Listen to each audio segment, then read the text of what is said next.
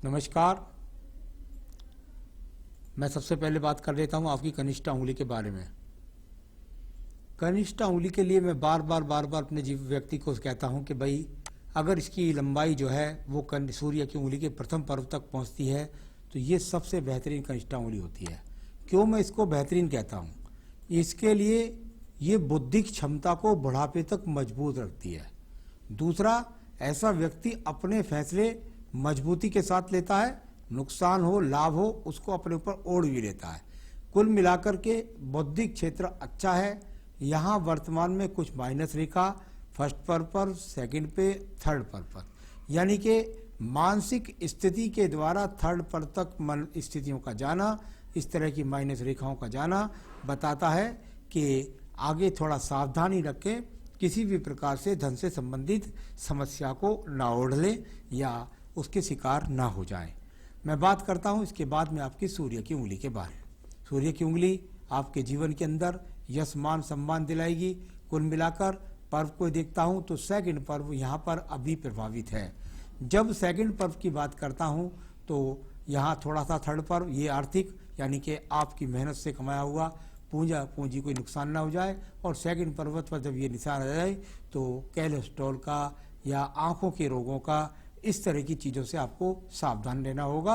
यहाँ पर कुछ बीपी संबंधित समस्याएं भी व्यक्ति के जीवन में हो जाती हैं। तो कुल मिलाकर आपके सम्मान में कोई कमी नहीं आएगी। किसी भी प्रकार का कोई व्यक्ति आपको धन का जो ऊर्जा कारक व्यक्ति है वो आपका धन का नुकसान दे सकता है। मैं बात करता हूँ आपकी शनि की उंगली के बारे में। यहाँ भी कुछ पीड़ित सी रेखाएं दिखलाई देती हैं। ये अपने आप में धन के पर्व की रेखाएं होती हैं।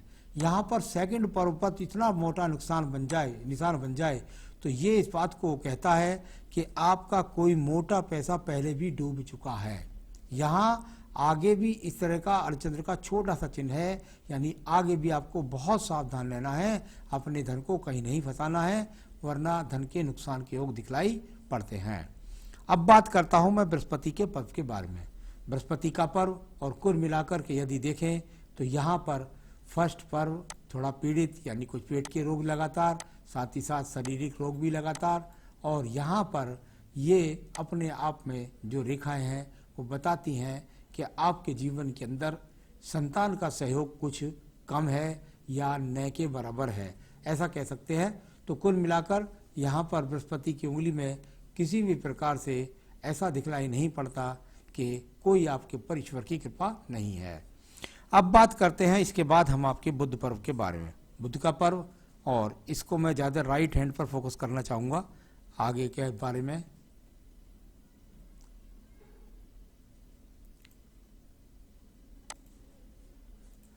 हाँ, तो ये देखिए, अब क्योंकि इस एज में जो काम करेगा वो आपका राइट हैंड काम करेगा। अब ये देखिएगा राइट हैंड पर यदि मैं देखता हूँ तो हमेशा मैंने कहा समानांतर रेखाएं यदि एक दूसरे को नहीं काटती है तो वो ज़्यादा लाभप्रद होती है। यहाँ आपके पास समानांतर रेखाएं हैं, एक दूसरे को काट नहीं रही हैं। निश्चित रूप से जीवन के अंत समय तक आपके पास धन के आगमन बने रहेंगे, बुद्धि आपकी सुचारू रूप से काम करती रहेगी। मैं बात कर लेता हूँ सूर्य पर्व की रेखाओं के बारे में। सूर्य पर्व और सूर्य पर्वत पर खड़ी रेखाएं यानी कि ये वो रेखाएं हैं जो ऊर्जात्मक रेखा के रूप में जानी जाती है। यहाँ पर इन रेखाओं में इतना दम है, और लेफ्ट वाली में भी वो देखा था मैंने कि व्यक्ति यदि चाहे तो निश्चित रूप से वो राज्य सरकार की नौकरी अपने जीवन में प्रयास करके प्राप्त कर सकता था। तो ऐसी बुद्धि वाली रेखाएं आपके पास में मौजूद हैं। अब भी किसी भी प्रकार से बदनामी के योग नहीं है। मैं बात करता हूं इसके बाद आपके पर्वत की, जिसको बोल देते हैं यहाँ पर शनि का पर्व। शनि का पर्व और शनि के पर्व पर यदि देखेंगे आपको तो यहाँ पर बहुत सारी रेखाएं कोई सूर्य पर्व को जाती है, कोई शनि पर्व को जाती है, लेकिन कोई भी रेखा एक दूसरे को काट कर नहीं जाती। जितनी रेखा काट कर नहीं जाएंगी उतना पर्वत का फल ज़्यादा बढ़ जाता है। यानी आज भी भक्ति भाव में कुछ रेखाएं बृहस्पति को दिख रही हैं, भक्ति भाव में काम में बढ़ चढ़ के भाग लेना, साथ ही साथ सामाजिक कार्यों में भाग लेना, और कुल मिलाकर के जीवन के अंतिम समय तक धन के आगमन का बना रहना, ये सब हाथ की अच्छी रेखाओं के द्वारा बोला जाता है। मैं इसको कभी कभी कल्प वृक्ष जैसा बोलता हूँ, क्योंकि जब ये रेखाएं ज़्यादा फैल करके वृक्ष जैसी बन जाती हैं और एक दूसरे को नहीं काटती हैं तो वो बहुत सुंदर स्वरूप कल्प वृक्ष कहलाता है, जिससे व्यक्ति को लाभ प्राप्त होता है। यहाँ बात करता हूँ कि बृहस्पति पर्व के बारे में। बृहस्पति पर्वत पर कई प्रकार के ब्रैकेट्स बने हुए हैं, चतुर्भुज इतने सारे बने हों, 2 से 3, 4, 5 मकान व्यक्ति अपने जीवन में बनाता है या खरीदता है। साथ ही साथ अपने जीवन के अंदर धर्म के कार्यों में बढ़ चढ़ कर भाग लेता है, सामाजिक कार्यों में बढ़कर भाग लेता है। ये अच्छी रेखाएं यहाँ पर भी मौजूद दिखलाई पड़ रही हैं। इसके बाद बात करते हैं आपकी हृदय रेखा के बारे में।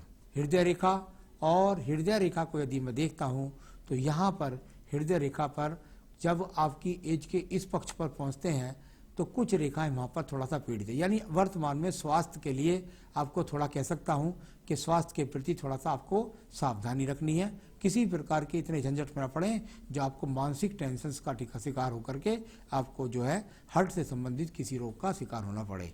तो ये संभावनाएं दिखाई दे रही हैं, इसलिए मैं पहले से पहले आपको सावधान कर रहा हूँ। चलिए अब बात करते हैं इसके बाद में हम आपके पर्व की, इसको बोलते हैं मंगल का पर्व। मंगल का पर्व, और यहाँ पर अगर आपके पास कर्म रूपी रेखाएं हैं, यानी आज भी आप कर्म कर रहे हैं, इस तरह की रेखाएं हैं, तो कुछ यहाँ पर पीड़ित होने वाला क्षेत्र भी है, यानी किसी भी धन में नुकसान होने का, किसी प्रॉपर्टी में, किसी जमीन में आकस्मिक नुकसान होने का संकेत भी है। यहाँ से कर्म रूपी रेखाएं बुध पर्वत तक जा रही हैं। आज भी मेहनत से, अपनी एनर्जी से आप धन के आगमन बना रही हैं, तो सावधान रहना है, खासतौर से जमीन से संबंधित कार्यों के लिए। अब बात करते हैं आपकी बुद्धि रेखा के बारे में। बहुत ही समानांतर किस्म से बुद्धि रेखा चलती रह गई, बहुत सारी आड़ी टेढ़ी रेखाओं ने काटा, लेकिन हम तो सिर्फ इसको देख सकते हैं इस समय 73 वर्ष पर, और 73 वर्ष से लेकर जीवन के अंत समय तक आपके पास में ये बुद्धि रेखाएं निश्चित रूप से आपकी बुद्धि को कहीं पर भ्रमित नहीं करती, कहीं पर नुकसान नहीं पहुंचाती। द्वितीय मंगल पर्वत पर किसी प्रकार के झगड़े के, झंझट के, मुकदमे के योग नहीं दिखलाई पड़ते। आइए बात करता हूं आपके पास में यहाँ चंद्र पर्वत के बारे में। चंद्र पर्वत और यहाँ पर एक बनने वाला ये एक्स का चिन्ह, यानी कि कुल मिलाकर केतु स्थान और चंद्र पर्वत के बीच में जब ये चिन्ह बनता है तो निश्चित रूप से स्वास्थ्य के प्रति सावधानी, गलत डिसीजन के कारण, मानसिक टेंशन के कारण कुछ भी हो जाना, इस तरह का संकेत, नुकसान हो जाना यहाँ दिखलाई पड़ता है। अब बात करते हैं आपके पास में यहाँ पर कुछ व्यापारिक रेखाओं के बारे में। व्यापारिक रेखाएं कोई ज़्यादा विशेष मजबूत नहीं है, ये बुद्धि रेखा है जो आपके जीवन के अंदर चलती है, और आपके जीवन में ये इसका रोल लगभग 60 साल के 60 से 62 में था। उस 62वें वर्ष में जब वो बुद्धि रेखा काटती है तो वो बताती है कि उस समय पर किसी प्रकार का नुकसान या किसी प्रकार का, आप कह सकते हैं, कोई स्वास्थ्य से संबंधित समस्या। अभी वर्तमान में आगे ऐसी कोई विशेष दिखाई नहीं पड़ती। यहाँ पर आपकी ये भाग्य रेखा है, और भाग्य रेखा जब जब नीचे वाले चंद्र पर्वत से निकलती है तो इसके नुकसान भी होते हैं। या तो व्यक्ति स्वयं जो है वो एक तरीके से खान पान में शराब है, जुआ है, सट्टा ऐसा, लेकिन कभी कभी यहाँ ब्याज के चक्कर में भी व्यक्ति अपने धन का नुकसान कर लेता है, ज़्यादा लोभ के चक्कर में भी अपना नुकसान कर लेता है। ऐसी विविध रेखाओं का संबंध है। ऊपर वाली भाग्य रेखाओं का संबंध जीवन में रहा, काफ़ी रेखाओं ने काटा, वो इस समय नहीं बोला जा सकता क्योंकि वो पीछा समय गुजर चुका, उसमें ज़्यादा की जगह मैं अब वर्तमान पर मैंने फोकस करा है और वहीं पर आपका फल बोला भी जाएगा। चलिए, तो ये सब हुआ। अब बात करता हूँ मैं इसके बाद में आपके यहाँ पर शुक्र पर्व के बारे में। शुक्र का पर्व और संसाधन की बात करें तो संसाधन ठीक है, लेकिन संसाधन वाले चिन्हों में यहाँ पर कुछ सर्जरी चिन्ह बने हुए हैं। सर्जरी चिन्ह का मतलब होता है किसी प्रकार से प्रॉपर्टी से संबंधित नुकसान, तो इस तरीके का संकेत यहाँ दिखाई पड़ता है, तो उस पर आपको सावधानी बरतनी है। संतान रेखाएं आपके हाथ से मुझे नहीं नजर आ रही स्पष्ट रूप से, इसलिए मैं इसके बारे में नहीं बोल सकता। तो चलिए, ये सब चीज बातें मैंने आपको बताई, और आपके पास एक मंगल रेखा बहुत शानदार रेखा है जो कवच रेखा का काम करती है, यानी कि आपके जीवन के अंदर आपको ये बिल्कुल आपको सभी संकटों से निकलने में सामर्थ्य प्रदान करती है। आयु रेखा को यदि आप देखेंगे तो आपकी आयु रेखा यहाँ से बहुत ही ऊपर तक बृहस्पति पर्व से निकल रही है और नीचे तक जाकर इसका संबंध मणिबंध तक बन रहा है, यानी 90 वर्ष की आयु कह सकते हैं। तो ये सब चीज़ें मैंने आपके हाथ के रूप से बताई। अब मैं आपको बताना चाहूँगा आपके सवालों के जवाब। ये तो हाथ को पढ़ने का तरीका था, इसमें सवालों को बोलने का तरीका अलग होता है। I want to start property small scale में क्या ठीक रहेगा? मेरी तरफ से आपको ना है, बाकी आप बहुत ज़्यादा सावधानी पूर्वक कदम उठाएं, लेकिन मेरी तरफ से तो ना है। I have earned money from 2 places both M, जो एम लेटर के व्यक्ति थे उनके द्वारा आपने अपने कोई 2 प्लेसेस में लगाया और वहाँ से आपको लाभ प्राप्त हुआ, ऐसा आप कह रही हैं। चलिए अच्छी बात है, आपको रहा, आगे भी धन के आगमन ठीक है, बुढ़ापा भी सुरक्षित है, बुद्धि भी सही काम करेगी, सभी तरीके से है। तो लेकिन फिर भी मैं जमीन के काम के लिए अभी आपको मना ही करूँगा।